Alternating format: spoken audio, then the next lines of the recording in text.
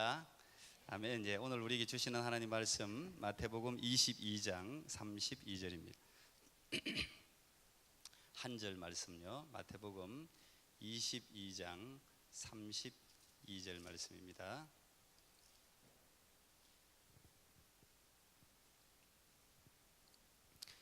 제가 한번 읽고 또 한 목소리로 한 번 더 읽도록 하겠습니다. 하나님의 말씀입니다. 나는 아브라함의 하나님이요 이삭의 하나님이요 야곱의 하나님이로라 하신 것을 읽어보지 못하였느냐? 하나님은 죽은 자의 하나님이 아니요 산 자의 하나님이시니라 하시니. 같이요 시작. 나는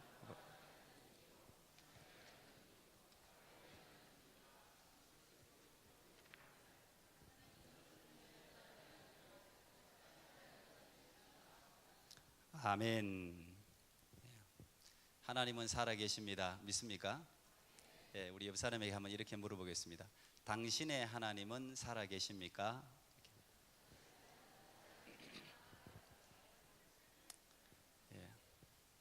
예, 이 온 우주 가운데 하나님은 살아계신데 당신의 하나님, 나의 하나님은 과연 살아계신가? 저는 오늘 그 답을 여러분 찾을 수 있기를 축복합니다. 언제부터인지 왜 그랬는지는 모르겠는데 어느 날부터 우리 집에 막둥이를 제가 데리고 잡니다. 그 자면은 몸부림이 장난이 아닙니다. 자다가 얼굴 맞을 때도 있고 뭐 하여튼 키가 작은데 크려고 하는지 자다가 어쨌든 뭐 발을 올리고 손을 치고 뭐 어떨 때 정말 들고 차요. 때로는 이렇게 더듬습니다. 저를 발로 저를 확인하고 아빠가 옆에 있는지 이렇게 확인하는 것 같아요. 그래서 그러면 제가 발을 쓰다듬는다든지 손을 붙든다든지 이렇게 제 어떤 내가 있다, 여기 있다, 걱정하지 마라 뭐 이런 신호를 이렇게 보내면 좀 깊이 자는 것 같아요. 안심하고. 우리도 신앙생활을 하다가 그런 몸부림을 가끔씩 치는 것 같아요. 삶이 힘들고 어렵고 때때로 내 원하는 대로 삶이 풀리지 않을 때 우리도 막 몸부림을 치다가 한 번씩 옆에 내가 믿고 있는 하나님이 계신가? 하나님 진짜 살아 계신가? 이렇게 더듬을 때가 있는 것 같아요. 그걸 확인하고 싶은 거예요. 내가 하나님 살아 계시다고 생각하면서 신앙생활하고 교회생활하고 믿음 생활을 하고 있는데 내 인생 가운데 원하지 않게 찾아온 불청객이죠. 고난이나 어려움. 그것 때문에 또 확인하는 거죠. 아마 여러분 가운데 지금 기독교의 신앙, 이 믿음을 가지게 된 이유가 굉장히 다양할 겁니다. 그 중에 많은 부분은 하나님의 존재에 대한 확신, 어떤 경험이나 어떤 루트를 통해서든지 간에 하나님이 살아계시다는 그 확인이 되었기 때문에 내가 신앙의 길로 믿음 생활을 시작하고 계신 분들이 대부분이고, 혹은 그렇지 못할지라도 하나님의 살아계심에 대한 필요, 그래서 그것을 확인하고 싶기 때문에 신앙생활을 하고 계신 분들도 계시리라고 생각합니다. 어떤 분은 하나님에 대해서 자기가 가지고 있는 가장 소중한 것을 드려도 아깝지 않을 만큼의 소위 이야기하는 큰 믿음, 강건한 믿음을 가진 분들도 계십니다. 근데 이렇게 강하고 확신을 가진 믿음이 있는 분들이라고 할지라도 때때로 삶에 정말 큰 어려움과 소용돌이가 몰아치면 낙심이 찾아옵니다. 짧게 지나가는 거는 모르고 지나가요. 근데 이게 길어지면 회의가 생기고 의심이 생기고 불신이 생기고 낭망이 되고 절망이 되고, 그래서 근본적인 질문을 던지게 되죠. 그 근본적인 질문이 하나님은 정말 살아 계시는가? 이 질문입니다.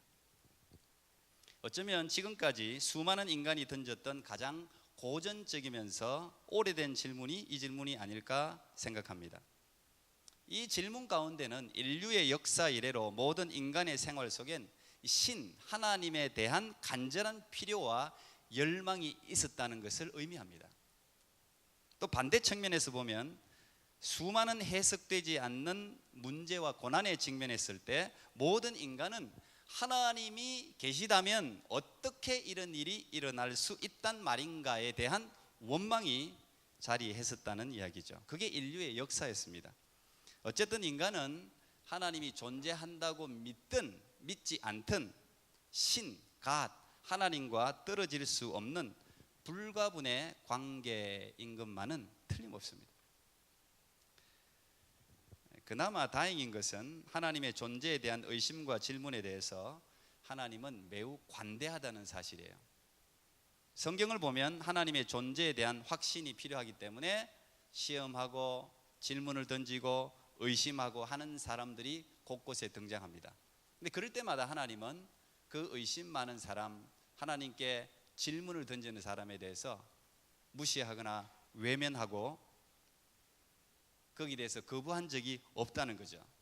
저는 그런 모습을 보면 하나님은 인간이 가지고 있는 이 아주 존재론적인 연약함에 대해서 하나님이 잘 이해하신다고 생각합니다. 하나님은 우리가 굉장히 연약하다는 사실을 알아요. 믿음이 강하고 뭐든지 다 할 수 있을 것 같고 주님을 위해서 뭐 다 던질 수 있을 것 같지만 때로는 아주 작은 시험에도 또 토라지고 하나님에 대해서 거부하고 의심할 수 있는 연약한 존재라는 사실을 하나님은 알고 계세요. 이해하고 계세요.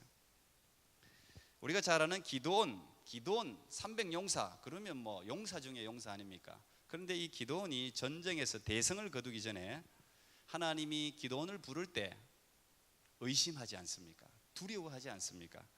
그래서 하나님을 향해서 테스트를 합니다. 당신이 진짜 살아계신 하나님인지, 한 능력이 있는 하나님인지 나는 한번 테스트 해보고 싶다는 거예요. 그래서 하나님께 이런 부탁을 하죠. 하나님, 진짜 하나님이 살아계시다면, 내가 진짜 당신이 나를 부른다면 지금 이 마당에 솜털 뭉치가 있는데 이 솜털 뭉치에만 이슬이 내리고 마당에는, 땅에는 이슬이 내리지 않게 한번 해보세요, 이거예요. 당신 능력이 있다면 한번 해보세요. 근데 하나님이 그걸 그대로 해 주셨어요. 근데 그걸 하고 난 뒤에 하나님을 믿은 게 아니라 또 더 의심이 사라지지 않았기 때문에 한 번 더 테스트를 하죠. 하나님께, 하나님, 이번에는 솜털 뭉치에는 이슬이 내리지 않고 마당에만 이슬이 내리게 해 보십시오. 근데 하나님은 또 그걸 그대로 또 시키는 대로 하셨어요. 굉장히 유치한 테스트일 수도 있는데 하나님은 그대로 해 주셨어요.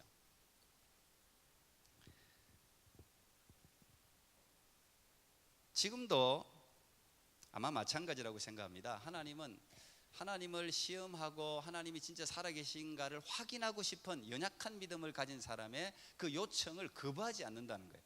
나무라지도 않아요. 너네 왜 의심했느냐? 너 신앙생활을 그렇게 오래 하면서도 왜 이렇게 나에 대한 믿음이 없느냐? 뭐 이런 무시를 하지 않으시고 그 요청을 들어주셨다는 것이죠. 그럼 우리가 계속해서 내가 믿음이 없을 때마다 하나님을 한번 시험해 봐야 되겠다. 무슨 시험을 할까? 뭐 이러고, 제가 있는 데는 비가 안 내리게 해주시고 저쪽에는 저 별로 내가 기분 나쁜 저 인간에게는 비가 내리게 해주세요. 뭐 이런 테스트를 해보고 싶은 유혹이 생기겠죠. 근데 꼭 우리가 기억해야 될 게 있어요. 하나님께 이런 요청을 할 때 기억해야 될 게 있어요. 여러분이 의심하고 있는 그 의심에 대한 요청이 확인되면, 그 요청이 응답되면 반드시 믿음의 결단이 따라야 됩니다. 그 믿음의 결단이 따를 때 내가 믿고 있는 이 하나님의 기적의 역사가 나타난다는 거예요. 근데 대부분은 요청은 하고 의심은 하는데 결단이 없어요. 대부분의 신앙인들이 그래요. 그래서 기적 같은 역사를 경험하지 못하는 거예요. 이 기드온은 자신의 요청이 수락되고 확인이 되자 하나님의 명령에 자기의 삶을 던집니다. 단지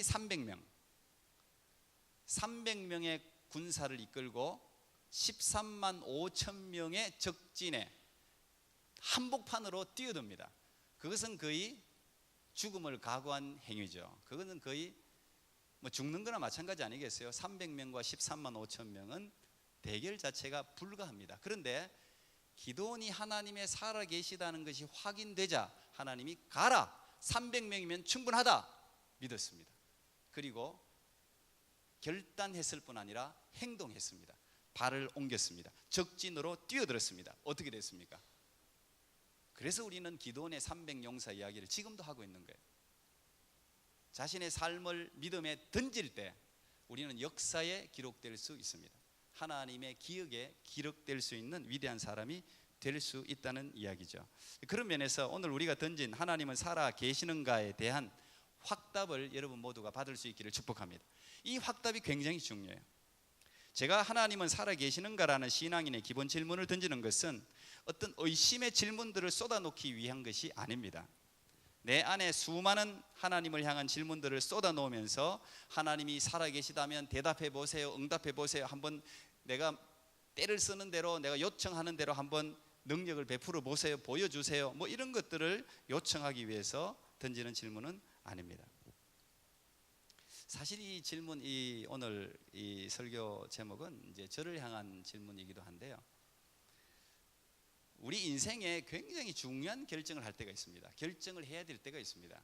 저도 그럴 때가 가끔씩 있죠. 근데 그런 어떤 문제에 부딪혀서 중요한 결정을 해야 될 때 저는 아주 오래된 이 인류의 질문을 던집니다. 하나님은 정말 살아 계시는가? 제가 오늘 이 설교 제목을 정확하게 다시 수정해서 붙인다면 아마 이렇게 붙이면 더 이해하기가 쉬울 거예요. 하나님이 살아 계시다면 이 시기에 내가 해야 될 최선의 결정은 무엇인가? 나는 어떻게 행동하는 것이 옳은 것인가? 하나님이 살아 계시다면 나는 왜 이리도 불안하고 낙심한단 말인가? 하나님이 살아 계시다고 믿는다면 나는 왜 이렇게도 세상살이에 목을 메어 끌려가고 있는 것인가? 하나님이 살아 계시다면 내 삶은 좀 더 당당해져야 되는 것이 아닌가? 뭐 이런 이제 이 설교 제목에 대한 풀이로 아마 해석할 수가 있을 겁니다. 여러분, 오늘 본문은 예수님 당시 바리새파와 함께 가장 큰 분파를 형성하고 있던 사두개인이 예수님을 시험하면서 내는 질문에 대한 답이죠. 이 사두개인들은 모세 오경만 믿는 율법주의자죠. 종교를 정치에 이용하는 기회주의자고 권력과 힘을 가지고 있는 권력층이기도 하고 오늘날로 치면 지식층을 대변하는 그런 부류의 사람들이기도 합니다. 그들은 내세를 믿지 않죠. 천국, 부활, 지옥 이런 거 없다고 생각하죠. 부활을 믿는 사람들을 그냥 광신자쯤이나 아니면 아주 저급한 어리석은 사람들 정도로 취급하는 부류가 이 사두개인들입니다. 이들이 낸 질문이 뭡니까? 아들이 7명이 있는데 한 여자가 이 7명의 아들들과 다 결혼했단 말이에요. 그리고 전부 아들들이 죽었다. 그러면 이 천국에 있다면, 저 천국에 가면 이 여자는 누구의 아내가 되느냐? 참 유치한 질문을 했습니다. 어떻게 보면 꼼짝없이 이 예수님이 대답하지 못할 것이라고 생각하는 질문을 했을지도 모르죠. 자, 이 질문에 예수님의 첫 마디가 29절에 나와 있습니다. 22장 29절 보면 너희가 성경도 하나님의 능력도 알지 못하기 때문에 오해했다. 이 사두개인들은 모세 오경에 능합니다. 성경을 알고 있다고 생각하는 사람들이에요. 그리고 최종적으로 예수님이 하신 말씀은 하나님은 죽은 자의 하나님이 아니라 산 자의 하나님이다. 저는 이 예수님의 이 대답이 오늘날 굉장히 중요한 요지라고 생각합니다. 우리가 하나님의 살아계심에 대한 의심, 불신, 또 내세에 대한 무지, 오해, 이 모든 것은 어디에서 생기냐? 두 가지에서 생기는 거예요. 일단 성경을 모르기 때문에 생기는 거예요. 성경을 아는 것 같은데 몰라요. 지지난주에 제가 이단을 좀 설교하다가 좀 다 못 맞춰가지고 한번 기회가 되면 다시 해야 되는데, 이 이단의 공통적인 특징 중에 하나가 성경을 아는 것 같은데, 성경에 유식한 것 같은데 성경을 모른다는 거예요. 성경의 진짜 핵심을 몰라요. 성경이 무엇을 이야기하는지를 모른단 말이에요. 자기들의 교리에 성경을 맞춰 버리는 거예요. 편협하고 왜곡된 해석을 하는 것이 이단들의 특징입니다. 성경을 모르는 거예요. 사도개인과 비슷해요.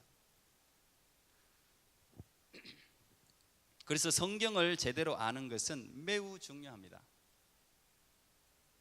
그래서 성경을 그 자체로 우선 해석하기 전에 성경 그 자체를 아는 게 일단은 중요해요.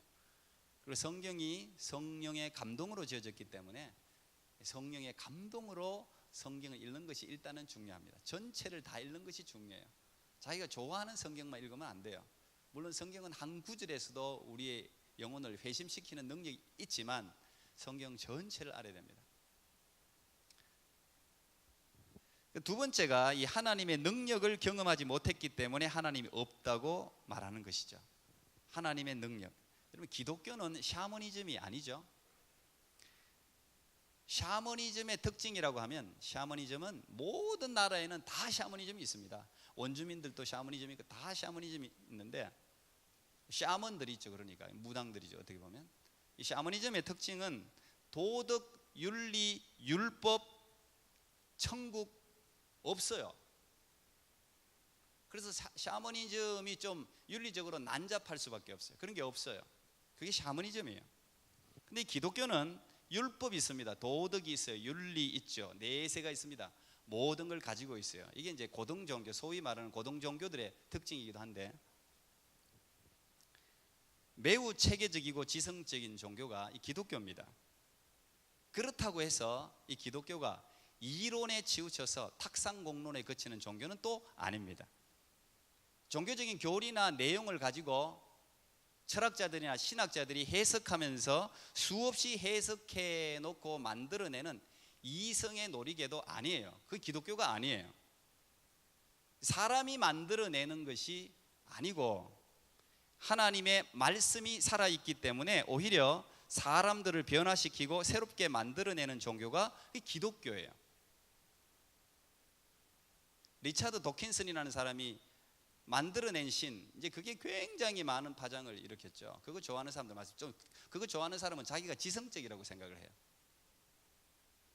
근데 성경에서 예수님을 모르면 그건 지성이 아니라 제대로 핵심을 못 꾸는 건데, 어쨌든 이 사람은 이 종교가 사람들이 만들어낸 신이라고 이제 이야기를 하는데, 기독교는 그런 면에서 달라요. 사람들 손 안에서, 이성 안에서, 지성 안에서 놀지 않습니다. 오히려 그런 사람들을 말씀이 살아있기 때문에 바꿔놔요. 하나님의 말씀은 살았고 운동력이 있어 좌우의 날선 어떤 금보다도 예리하여 혼과 영과 및 관절과 골수를 찔러 쪼개면서 사람을 변화시킵니다. 삶을 바꾸어 놓습니다. 이 참 놀라운, 그래서 기독교가 우리가 살아있다고 이야기하죠. 그래서 기독교, 참된 기독교를 알기 위해서는 말씀, 성경을 알아야 될 뿐 아니라 하나님의 능력을 경험해야 됩니다. 그래야 그게 기독교인이라고 말할 수가 있어요. 이 하나님의 능력을 경험하게 되면 하나님을 부정할 수가 없습니다. 여러분, 이스라엘이라는 이 이름은 야곱에서 오지 않았습니까? 야곱, 속이는 자. 이 야곱이 이스라엘로 이름이 바뀝니다. 조상이죠. 근데 이 야곱은 원래부터 오늘날 이야기하면 모태신앙입니다. 모태신앙. 부모님이 다 하나님 여호와를 아는 사람이에요. 어릴 때부터 말씀을 들었을 거예요. 하나님에 대해서 많이 들었을 거예요. 그런데 사실 야곱은 하나님을 몰랐습니다. 이게 이제 모태신앙의 참 문제라고 그러지 않습니까? 하나님 아는 건 많은 것 같은데 아는 게 없어요. 이 야곱이 팥죽 한 그릇에 형을 속이고 형의 복수를 피해서 외삼촌 밧단 아람으로 먼 길을 처음으로 부모 곁을 떠나서 광야로 출발하지 않습니까? 부모 곁을 처음 떠나니까 얼마나 두렵겠어요. 근데 그 두려움 가운데 내가 다시 돌아올 수 있을까? 내가 살 수 있을까? 가다가 죽지는 않을까? 내가 엄마 아빠 얼굴 다시 볼 수 있을까? 뭐 수많은 두려움들이 아마 엄습했을 텐데, 그때 너무너무 피곤해서 광야에서 돌 하나 베고 잠을 자고 있는데 그 꿈 가운데, 환상 가운데, 꿈인지 생신지 거기에 하나님 여호와, 자기가 들었던, 엄마로부터 들었던, 아버지로부터 들었던 그 여호와를 만나게 됩니다. 그리고 사닥다리가 놓이면서 천사들이 오르락 내리락 하면서 이 야곱의 마음을 비집고 들어가면서 야곱의 그 가지고 있는 고민과 어려움들에 대해서 하나님이 대답을 해줍니다. 너 여기 다시 돌아와. 너 죽지 않아. 내가 너와 영원히 함께 할 거야. 뭐 이런 아주 엄청난 약속들을 해줍니다. 이 참 희한해요. 하나님을 만나게 되고 하나님의 말씀이 우리에게 임하면 불안하던 마음이 사라진다는 거예요. 이거 어떻게 설명할 길이 없어요. 하나님이 우리 가운데 임하면 평안이 임한다는 거예요. 참 놀라워요. 야곱도 갑자기 용기가 생겼어요. 하나님을 만나고 나니까 야곱이 직접 만나고 나서 창세기 28장 16절부터 18절 보니까 야곱이 잠이 깨어 이르되 여호와께서 과연 여기 계시거늘 내가 알지 못하였도다. 이에 두려워하여 이르되 두렵도다. 이곳이여 이것은 다름 아닌 하나님의 집이요 이는 하늘의 문이로다. 그래서 그 돌기둥을 벳엘 하나님의 집 이렇게 이름을 짓지 않습니까? 이 하나님의 능력을 경험하는 그곳이 바로 벳엘입니다. 벳엘은요 사막이 될 수 있고 광야가 될 수 있고 여러분들이 가장 다시는 보고 싶어 하지 않는 그런 절망적인 장소가 가장 희망적인 장소 벳엘이 될 수가 있어요. 어떤 경우에? 하나님을 만나면 고통이 변해서 기쁨이 돼요. 이 참 놀라워요. 이걸 어떻게 설명할 수가 있겠어요? 하나님이 과연 여기 계시거늘. 여러분 어떤 사람들은 하나님이 계신다고 하면서 이 교회 이 하나님의 집이라고는 교회에 와서도 하나님을 못 만나는 사람이 있어요. 이 예배를 지금 드리고 있는데도 하나님을 전혀 못 만나는 사람이 있다고요. 그런데 어떤 사람은 세상의 그 한복판에서 타락한 윤락가에서 절망의 현장 가운데서도 하나님을 만나는 사람들이 있어요. 하나님은 모든 곳에 계시기 때문에. 근데 그 하나님을 만나면 그것이 베델이 됩니다. 놀라운 현장이 하나님이 바로 과연 여기 계시거늘 내가 알지 못했도다. 하나님이 다른 데 계신 게 아니라 하나님 멀리 계신 게 아니라 하나님이 안 계신 게 아니라 하나님이 나와 함께 이렇게 가까이 계셨다는 사실을 자각하게 되는 거예요. 그걸 우리가 은혜라고 불러요. 그걸 하나님을 만났다고 말하는 거예요. 저는 여러분 이런 모든 경험을 가질 수 있기를 축복합니다. 이런 경험이 없기 때문에 사람들은 영적인 세계를 부정합니다. 하나님이 없다고 말하죠. 사실은 없다고 말하는 것이 아니라 없기를 바라는 것이 정확한 표현일지 모르겠어요. 여러분 미국의 달러, US 달러 여러분 다 아시죠? 그 US 달러에 In God we trust. 지금도 저 글씨가 새겨져 있죠. 저게 1957년부터 이 달러에 표기된, 물론 그 전에 1864년에는 미국 동전에 새겨져 있다가 1956년 7년부터 이제 저 달러에 표기가 됐는데 미국, 영국, 뭐 노르웨이, 핀란드, 여기 핀란드, 스웨덴 이런 데 제일 많은 사람들이 무신론자입니다. 소위 무신론자. 미국에도 한 2만 3천 명 이상이 가입되어 있는 그 무신론 단체가 있어요. Freedom from Religion Foundation이라고 해서 종교로부터의 자유협회라는 곳이 있어요. 이 사람들 자기들 모여서 어쨌든 이 무신론도 어떻게 종교처럼 전파하는데 여기 명예이사인 마이클 뉴도우라는 사람, 이제 이 사람이 아주 법적인 투쟁을 해서 많이 이긴 사람입니다. 이 사람이 2013년에 빼라 이거야. US 달러 모든 사람들이 다 보는데 왜 갓이라는 이름을 붙이냐 이거죠.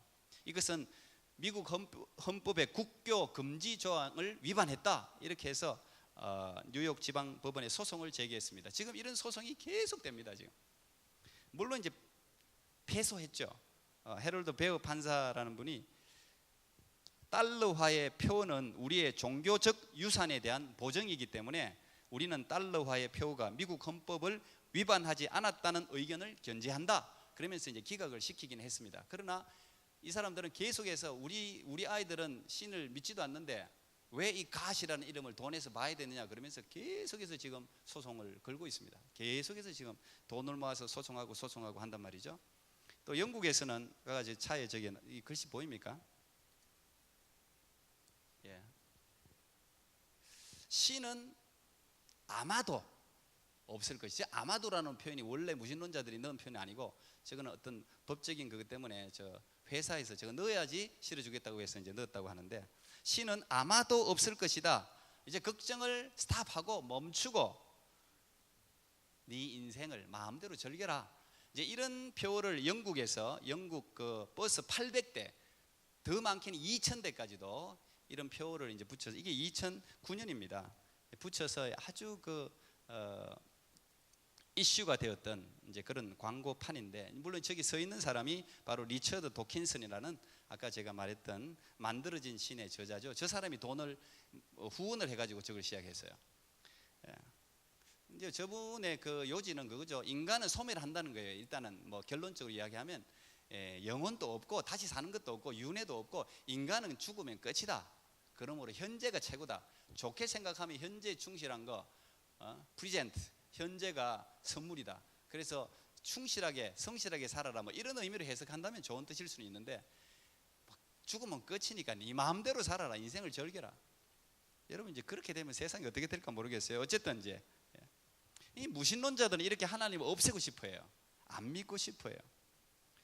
신에 대한 어떤 반감 또는 거꾸로 역설적으로 두려움, 이런 것이 신에 대한 거부감을 가져왔는지도 모르겠어요. 물론 어떻게 보면 이 무신론자들의 어떤 그 주장이 이해되는 측면도 조금 있기는 해요. 역사 이래로 이 무신론자들이 항상 있어 왔습니다. 근데 공식적으로 이 무신론자들이 모임을 갖고 단체를 결성하고 한 건 18세기입니다. 18세기. 여러분 18세기 그러면 이제 뭐 문학이라든지 예술, 계몽주의 아닙니까? 이 16세기 1517년에 마틴 루터가 종교개혁을 일으키고 난 후에 이 어떤 프로테스탄트부터 해가지고 청교도 뭐 하여튼 종교적으로, 원래 종교적으로 18세기는 Great Century 그래가지고 위대한 세기라고 부릅니다. 왜냐하면 18세기에 우리나라도 18세기에 선교사가 들어오고 18세기에 수많은 세계 각지로 이제 선교사들이 흩어지고 영적 대부흥 운동이 일어나고 한 데가 18세기예요. 18세기. 그래서 Great Century라고 부르는데, 이때 또 이 종교에 대한 반감이죠. 어떻게 인간이 그렇게 나약할 수 있느냐, 이게. 인간이 신 없이 존재할 수 없냐? 우리가 이성이 없냐? 그러면서 거기에 대한 반감을 일어난 게 이제 계몽주의, 뭐 로크를 중심으로 뭐 자유주의 사상, 이런 것들이 18세기 확 일어났어요. 그러면서 이 무신론 이 아주 득세를 하게 됩니다. 그리고 최근에는 이 무신론이 확 일어난 게 9/11, 그 뉴욕에서 일어났던 9/11이 일어나고 난 후에 종교인들 싫다 이거예요. 기독교 근본주의자들, 이슬람 원리주의자들, 이런 사람들 때문에 전쟁이 일어나고 테러가 일어나고 이러니까 싫다 이거예요. 신은 말썽 꾸러기다 이거예요. 신은 신 때문에 전쟁하고 싸운다. 그래서 무신론자들이 확 급정했습니다. 뭐 어떤 측면에서는 이해되는 측면도 있죠. 신 때문에, 우리 종교 때문에 평화를 이루고 사람이 살아나고 세상이 바뀌고 좋아지고 이래야 되는데 싸우고 한다면 신에 대해서 반감이 일어날 수도 있지 않습니까? 그런 측면에서 그런 뭐 교회 안에도 뭐 무교회주의 이런 뭐 반발 운동도 있고 했는데 이해가 되긴 하지만, 이런 신의 존재를 없다, 거부한다. 여러분 태양이 없다, 뭐 손을 뭐 손바닥으로 가린다고 해서 태양이 없어지지 않잖아요. 이 신이 없어지는 게 아니죠. 신이 없기 때문에 인생을 즐겨라. 여러분 지금 사실은 신이 없다, 어떤 신이든 간에 하나님이 없다고 생각하면요, 범죄율은 급증합니다. 급증하게 되어 있습니다. 구담이 없는데, 심판이 없는데 자기 마음대로 살고 말죠. 현재가 다라면. 그래도 그나마 내세를 믿고 심판을 믿고 하기 때문에 범죄율이 급감하는 거예요. 그걸 생각하니까 사람들이.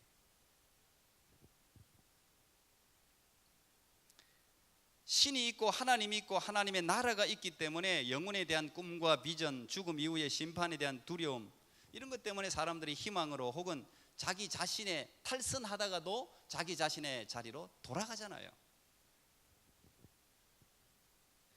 우리가 이 하나님의 살아계심을 확인하고 경험해야 하는 이유가 있습니다. 이 하나님의 살아계심 반드시 확인해야 되는데, 하나님이 하나님의 살아계심을 우리에게 확인시켜주는 이유는 일단 첫째는 믿음이죠. 우리가 믿음으로 구원받기 때문에 믿음을 주기 위해서, 그 다음에 영생을 주기 위해서, 그 다음 사명을 감당하게 하기 위해서 하나님의 살아계심을 확인해야 기도원처럼 바울처럼 베드로처럼 사명을 감당할 수 있잖아요. 사실은 이제 오늘 이 설교 이제 저를 위한 설교이기도 한데, 근본적으로 제가 스스로 묻는 거, 여러분도 한번 이 질문 꼭 물어보고 스스로 답을 해보시길 바랍니다. 그냥 뭐 목사님이 이야기해서 내가 믿기 때문에, 우리 엄마 아버지가 뭐 신앙을 가졌기 때문에가 아니라, 나는 왜 하나님의 살아 계시다는 것을 확신할 수밖에 없는가? 나는 왜 하나님이 살아 계시다고 믿는가? 하나님은 진짜 살아 계신가? 내 삶을 한번 반추하면서 여러분을 한번 돌아보면 좋을 것 같아요. 저는 이런 질문을 자주 던지고 제 스스로에게 답을 할 때가 많아요. 물론 오늘 구체적으로 다 이야기할 수는 없는데, 몇 가지 제가 한번 이야기해 본다면, 제가 이 하나님의 살아계심을 확신할 수밖에 없는 이유는, 일단은 내 안에 저절로 존재하고 있는 믿음에 대한 설명이에요. 내가 믿고 싶다고 해서 내가 믿어진 게 아니거든요. 어쨌든 내 안에 뭔가 하나님의 말씀을 들으면서 저절로 심겨진 이 믿음을 설명할 길이 없어요. 하나님의 존재를 거부하면, 부인하면 설명할 길이 없어요. 그 다음에 더 놀라운 것은, 내가 내 안에 저절로 자리하게 대한 이 믿음이 일으킨 수많은 경험과 역사를 설명할 길이 없어요. 내가 가지고 있는 이 믿음이 역사를 일으키더라니까요. 내가 믿는 이 믿음으로 살아가니까 놀라운 일이 일어나는 거예요. 기적 같은 일이 일어나는 거예요. 수없이 경험했습니다. 이걸 설명할 길이 없는 거예요. 그 다음, 우리가 어려움을 많이 겪죠. 그런데 이 참 기독교라는 게 놀랍습니다. 물론 이제 석방된 이면수 목사님도 뭐 혼자 독방에서 외로움이 제일 힘들었다고 하던데, 그 30개월을 뭐 하나님이 함께 하셔서 놀랍게도 그 첫날부터 시작해서 마지막 날까지 하나님이 주시는 평강이 있었다 그러잖아요. 그거 어떻게 설명할 수 있겠어요? 자기가 평강을 가지고 싶다, 내가 이 북한에서도 하나님은 반드시 탈출시켜 주실 것이다, 나는 살 것이다, 자기 세뇌는 할 수 있을지 모르지만 그게 얼마나 가겠어요? 그런데 어떤 존재가, 저도 마찬가지예요. 상황과 관계없이 만들어지는 이 내면의 확신과 기쁨을 설명할 길이 없어요. 그럴 때 많거든요. 남들은 다 불안해하고 염려하고 죽었다고 생각하고 끝났다고 생각하는데, 이상하게 더 용기가 나고 희망이 생기고 될 수 있다고 반전된다는 거, 실제로 그렇게 되고, 이거 어떻게 설명할 수 있겠어요? 그리고 자기 도취, 자기 최면, 확신을 뛰어넘는 모르는 세계로부터 주어지는 어떤 힘, 평안, 확신, 이거 설명할 길이 없습니다. 여러분, 물론 이게 난 된다, 할 수 있다, I can do 이게 안 하는 사람보다는 나아요. 이게 힘이, 이게 이 긍정의 힘, 이건 놀랍습니다. 이게 없는 것보다는 나아요. 그러나 이건 자기 최면에 불과해요. 상황에 갇혀버리면 끝나는 거예요, 이건. 그런데 이거와 상관없이 어떤 모르는 세계로부터, 모르는 존재로부터 주어지는 게 있다니까요. 이게 평안이 있다니까. 평화로우다, 하늘 위에서 내려오네, 이게 있다니까요. 저는 수없이 경험했어요. 이거 참 놀라워요. 그리고 지금까지 이루어졌던 수많은 기도의 응답을 우연이라고 설명하기에는 납득이 안 되는 거죠. 제가 제 자신을 그냥 목사, 기독교인을 떠나갖고 한번 생각해봐도 안 되는 거예요. 성경을 읽을 때 성경 말씀에 대한 확신과 능력을 또 설명할 길이 없어요. 또 귀신에 대해서, 제가 우리 중고등학교 귀신 이야기하니까 쟤들 굉장히 관심이 많던데, 귀신의 실체에 대해서 저는 알죠. 귀신을 만나본 적이 있고 귀신을 쫓아내본 적이 있습니다. 설명할 길이 없습니다. 세상에 그 어떤 것으로도 쫓겨나지 않던 귀신이 나사렛 예수 그리스도의 이름으로 쫓겨나는 걸 저는 여러 번 경험했습니다. 제 스스로가 쫓아냈고, 그 사람이 바뀌어서 인생이 바뀌는 걸 봤고, 이거 어떻게 설명할 수 있겠어요? 또 무엇보다도 제가 목사가 된 것 자체가 하나님의 살아계심 말고는 설명할 길이 없습니다. 제가 뭐 할 일이 없어 목사 된 것도 아니고, 목사가 그렇게 안 되려고 했는데 하나님의 어떤 이끌림 가운데 어쨌든 목회자가 되었어요. 죄에 대한 진노와 심판, 그리고 모든 죄를 눈같이 희게 해주는 하나님의 용서, 설명할 길이 없습니다. 제가 짧게 저에 대해서 한번 생각하면서 여러분과 나눴는데, 여러분들도 나는 왜 하나님이 살아계시다고 생각하는가, 이거 한번 꼭 물어보시기 바랍니다. 그리고 진짜 하나님이 살아계시다면 내가 살아가고 있는 이 삶이 바른 것인지에 대한 문제제기 반드시 있어야 됩니다. 진짜 하나님이 살아계시다면 지금 내가 결정하는 결정, 행동, 삶의 내용이 옳은 것인가? 진짜 하나님이 살아계시다면. 먼저 확인해야 돼요. 하나님은 살아 계십니다. 아멘. 예. 우리에게 너무 잘 알려진 종교개혁자 마틴 루터 일화를 소개하면서 말씀을 마치겠습니다. 여러분 다 아시죠? 세계 최강의 가톨릭 교권과 교황 앞에 맞선 마틴 루터. 엄청난 위협이 있었겠죠. 죽이려는 사람이 많았겠죠. 협박이 존재했습니다.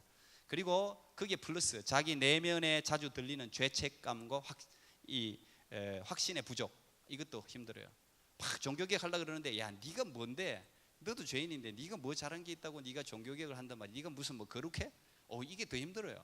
마틴 루터는 그런 경험을 굉장히 많이 했거든요. 그래서 자꾸 주춤주춤하는 거예요. 낙심하고 좌절에 있는 것이죠.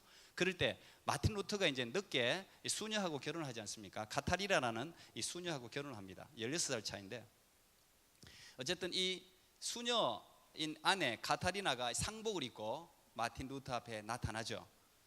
그러니까 루터가 아니 옆에 누가 돌아가셨느냐 그렇게 물었을 때 카타리나가 이야기하죠. 하나님이 오늘 죽으셨다.